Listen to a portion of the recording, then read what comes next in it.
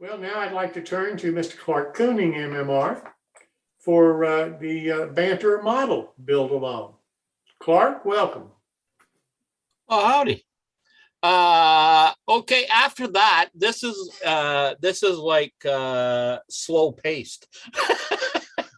And I wanted to say a couple shout outs. One to Speed. I've known Speed for quite a while, so thanks for coming on. And two, there's a couple other guys on who I think may have joined through me putting up some clinics on Facebook. I see some names that I think were involved in some of the clinics. So if that's you, go to the chat and just say hello. That would be great.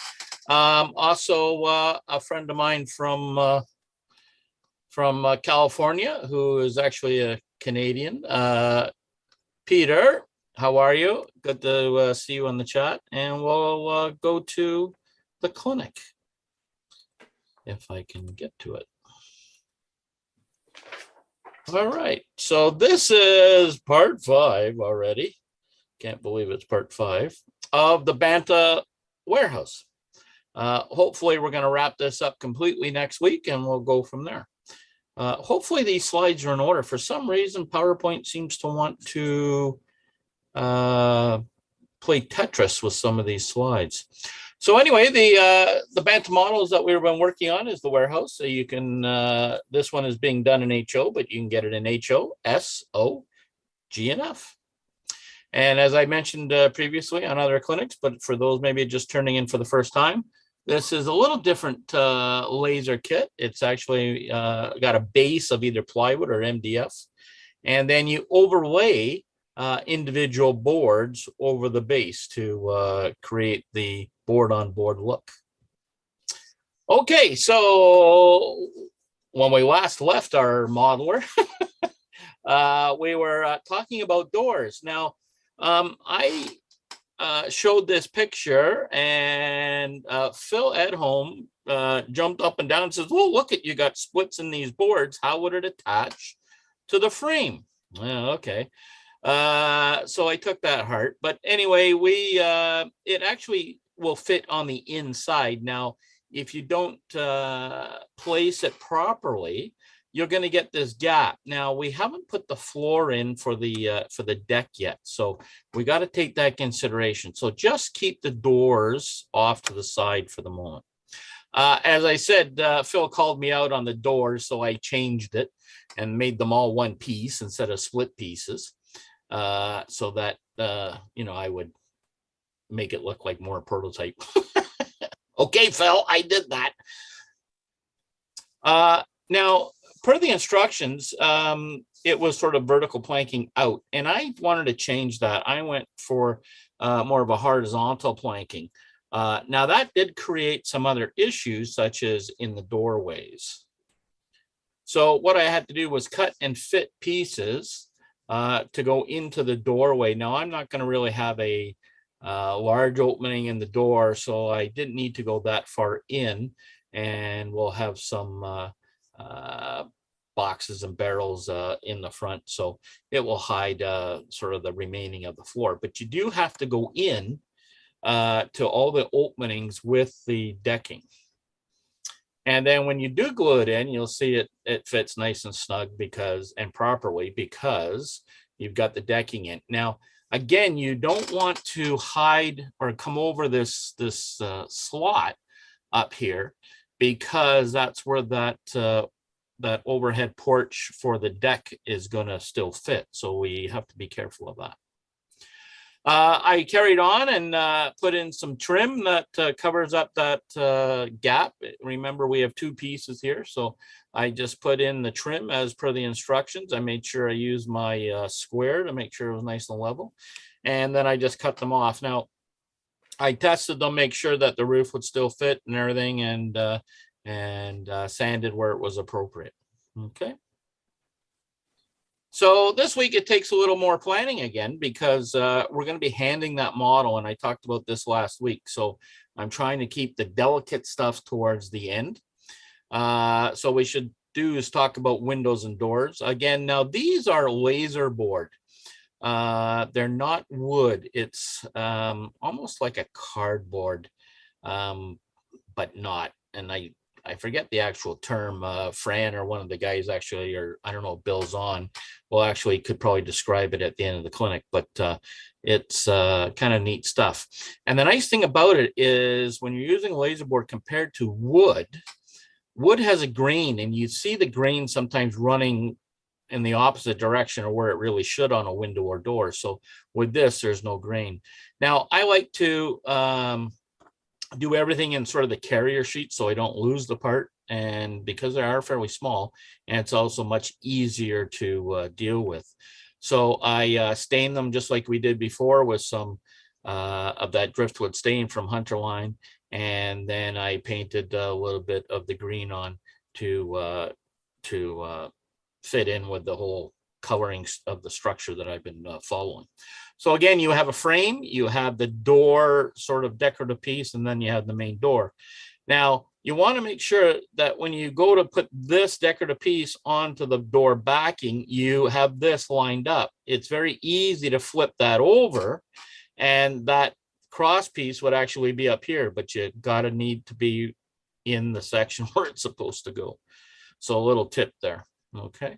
So with the two pieces glued in, I test fitted it. And then once I was happy with the fit, I glued it in and then added the door frame on top of it. Now with the windows, here's the basic assembly that Bill's got shown in his instructions, which are pretty straightforward. You have a lower sash, an upper sash, you have the frame, and then of course the sill. And you've got window glazing, which he does give you, and it's laser cut. So here again are the pieces. You've got the upper sash, the lower sash, the frame, and then the sill. And you're going to assemble them. Now, again, I painted them up in the carrier. Now, these have a sticky back to them. You actually peel the back paper off, and you can attach these on without any glue. And you just stick them on. Here's one that I've already peeled off. And then I put them together, and then the same thing, I've cut out the windows here, and oops, I've sort of missed this one. So we're going to put the sash onto the lower sash onto the upper sash, and I do it upside down because of course this is sticky. You have to watch, see how it's a little thicker here and a little thinner here. You want that thin piece to go up there so that it's hidden, and you're going to see what happens when you don't a little bit later. Now, as I said, you want to make sure these are lined up. As soon as you touch it, it is on. Now, see how I'm not lined up on this? And that can be a problem because it's almost impossible to get these apart once they really touch. It's sort of like contact. So that's off a bit. Here's the other problem. If you don't get them up high enough, see how it's showing here? When you go to put this glass in, it won't actually fit properly. So you have to make sure when you put these windows together, they're exact. All right. So again, here I've got the window together. We're putting the dry fit on. And if you like it, you can glue it in and put the frame around it. Now, I would suggest using the canopy glue, especially around the windows, because you've got that clear glass in it. And if you do get a little mucky or a little bit on your hands, this stuff will dry clear and it won't muck up your window. Here's what happens when you use your yellow glue. See how I smeared it here? I'm not afraid to show you my mistakes because that's how everybody learns. And the problem, of course, with doing a clinic is you're trying to rush these things to get them pictures done, and especially when you start Wednesday morning to get it done for tonight. So what's next? Well, we did the steps for the instructions. Again, we stained them with Hunterline driftwood, just like our other parts. And basically now we're coming along. So here's the roof just temporary on. And you can see we've got all the windows and doors in. We've got the porch on. And I've planked the porch decking. I haven't trimmed it out yet. There's still trim that needs to all the way go around here. And now we start putting on the posts for the stairwell on the model. So again, the kits are supplied you with this material as per the instructions. Make sure you use the square. You get them nice and square so that they're not on an angle. and glue them in. And then you're going to put your railings in, and then I glued the steps on. So now here it's pretty well complete. Next thing is I put around the trim for the deck. You can see how nicely that finishes off. And then I also put in that decking that we had already made in that little fixture, that cardboard fixture, and we put the decking in. So we're getting pretty cool. So the next thing is going to be our roofing project for this kit. And I'm kind of debating whether I want to go steel roof, or I'm going to go with the roofing material that's supplied in the kit, or something totally different. I'm not sure what I'm going to do yet. So stay tuned for next week's clinic in answers to these modeling questions and much more next week. Same Zoom channel, same Zoom time. That's it. Any Anybody questions? have any questions for Clark? Well, there is a question from YouTube. Apparently somebody was looking at your background. He said Humanity Junction wants to know what kind of fish you have and what are their names. Oh, well, they are saltwater fish, and I have 2 different tanks, and there's in one tank it's hoppy and then some clownfish. So they really don't have names, they're fish. Because even when you call them, they don't come very often. So anyway, we'll go from there. Resin impregnated craft paper. Okay. Yeah, Daryl would know. He's a manufacturer. All right. And Clark, if you get your windows stuck together there, you were saying that once they touched, that glue is kind of instantaneous. Have you found anything that could help you kind of loosen that joint if you need to make an adjustment on those windows or the doors? You can cut them. I cut them apart and actually fix that one. But that sticky back, how can I say it? It's a stable material for what it's meant for, but it's not really a material that you can correct very easily. It kind of bends and it looks like hell later. So you have to be very careful with it in the first place. I have taken an X-Acto knife and cut them apart. The biggest trick is when you set them down, just let them sort of the own gravity touch down on them. Don't apply any pressure. You can move them a little bit. It's not as hard but as soon as you put any kind of pressure together on those, it's, when you give it a little squeeze, they're on and you're just going to bend the window. You're not going to get it undone. I would work on them horizontally, edge on a flat build plate. So you only have one adjustment. Right. You don't have to do an X and a Y. You just have to do an X. Yeah, I do that usually, Fran. I have like a block and I push them up to that edge so I know at least one edge. But trying to do a little rush job to get it done for tonight.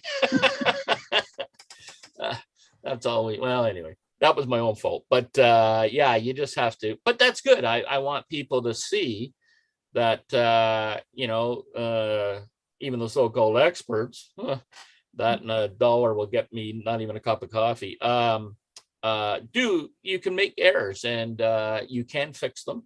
It just takes a little bit of time. So the biggest thing to learn out of that is don't rush it. Yeah, I really appreciate seeing the errors because I'd be making them tomorrow.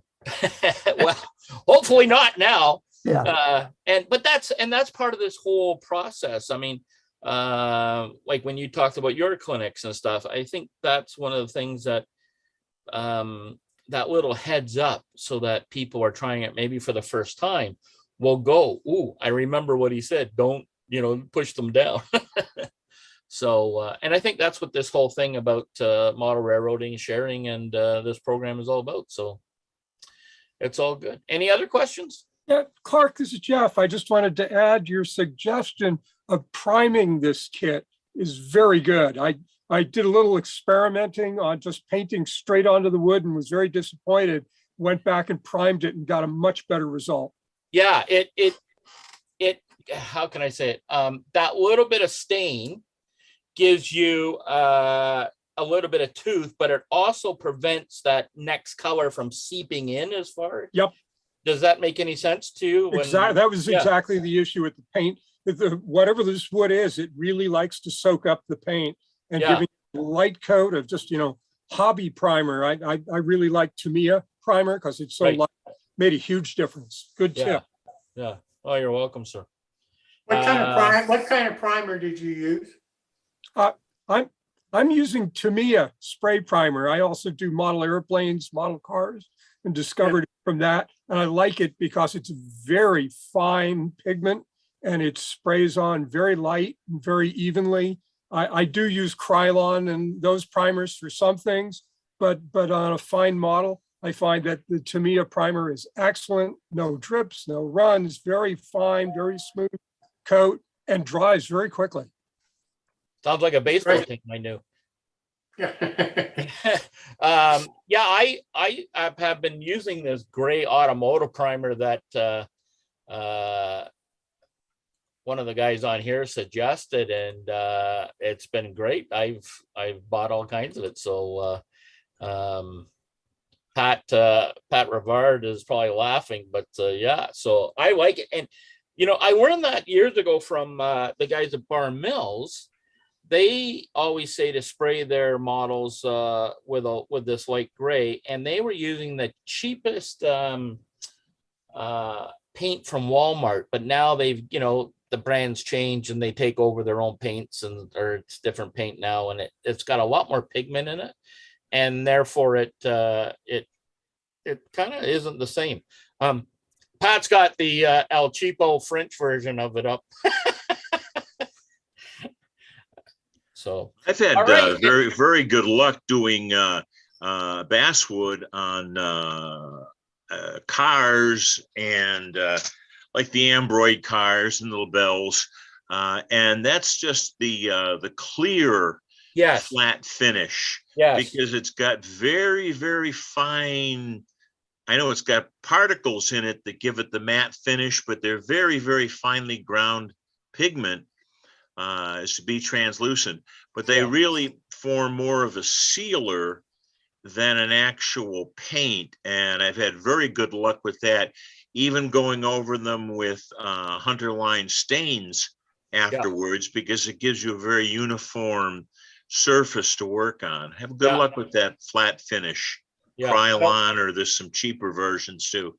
Yeah, but Jim, that's exactly, I use that quite a bit, that matte finish. Matter of fact, when we do the hands-on clinics for some of the laser kits, I tell them to spray, we spray that as a sealer, just as you said, and it works really well. And I do the same thing as, if you remember when we did the downtown deco kit, I said to use that clear instead of the paint as a sealer, just for that same reason. So yeah. It works very well. Yeah. Hey, Jim, I sent you that information on those BD20s in the chat. I don't know if you saw it. Oh, okay. Let me pull up the chat. Thank you. No problem. Any other questions? Yeah, Clark, have you tried hairspray on some of that stuff to seal wall seals? No, I have not used hairspray because there's just too much water in it. Oh, okay. Okay. Too much water in it. Mm-hmm. Because I noticed I was working on a model the other day, and it was to, the chalk stuff for weathering. I said, "Oh my goodness, seal this." Oh, I know, hairspray. Now, plastic you can get away with. I don't know if I would do it on wood. Yeah, it was wood. Yeah. It seemed to hold it kept it so when you picked it up and touched it, the stuff didn't come off in your fingers anymore. Yeah. Yeah. Well, anything that would give you some tooth. So. Yeah. Okay. Yep. Thanks, Clark. No problem. And by the way, just for a little weather report, it was a beautiful -30 here the other night. Sounds like your kind of fishing weather, Clark. Well, you know what? I caught 3 blocks of ice today. Go ahead, Jim. It's all yours. Thanks so much, Clark. That was a good one.